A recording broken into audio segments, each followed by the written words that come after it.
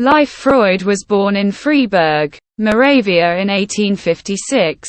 But when he was 4 years old his family moved to Vienna where he was to live and work until the last years of his life. In 1938 the Nazis annexed Austria, and Freud, who was Jewish, was allowed to leave for England. For these reasons, it was above all with the city of Vienna that Freud's name was destined to be deeply associated for posterity. Founding as he did what was to become known as the first Viennese school of psychoanalysis, from which flowed psychoanalysis as a movement and all subsequent developments in this field. The scope of Freud's interests, and of his professional training, was very broad. He always considered himself first and foremost a scientist, endeavoring to extend the compass of human knowledge. And to this end, rather than to the practice of medicine, he enrolled at the medical school at the University of Vienna in 1873.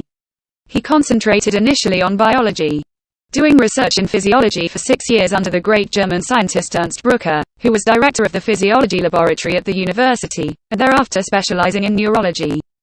He received his medical degree in 1881, and having become engaged to be married in 1882, he rather reluctantly took up more secure and financially rewarding work as a doctor at Vienna General Hospital. Shortly after his marriage in 1886, which was extremely happy and gave Freud 6 children, the youngest of whom, Anna, was to herself become a distinguished psychoanalyst, Freud set up a private practice in the treatment of psychological disorders, which gave him much of the clinical material that he based his theories and pioneering techniques on.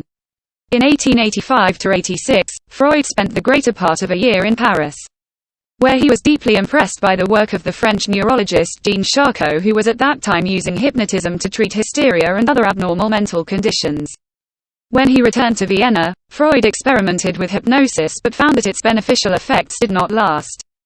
At this point he decided to adopt instead a method suggested by the work of an older Viennese colleague and friend, Joseph Breuer, who had discovered that when he encouraged a hysterical patient to talk uninhibitedly about the earliest occurrences of the symptoms, they sometimes gradually abated.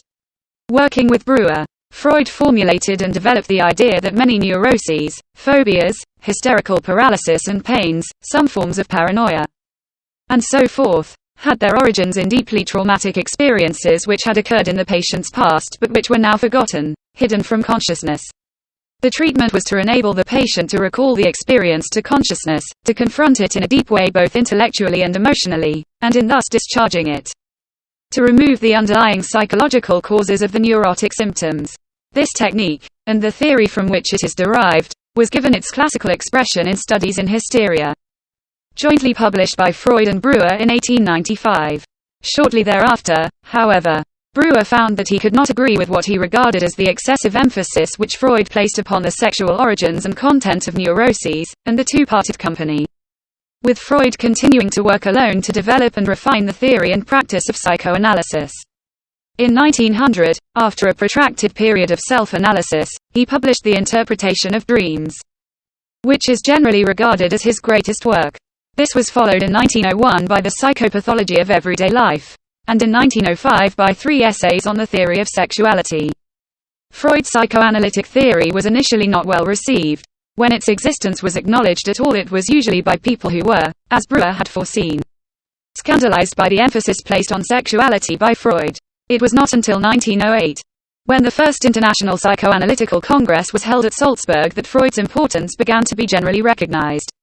This was greatly facilitated in 1909, when he was invited to give a course of lectures in the United States, which were to form the basis of his 1916 book 5 lectures on psychoanalysis.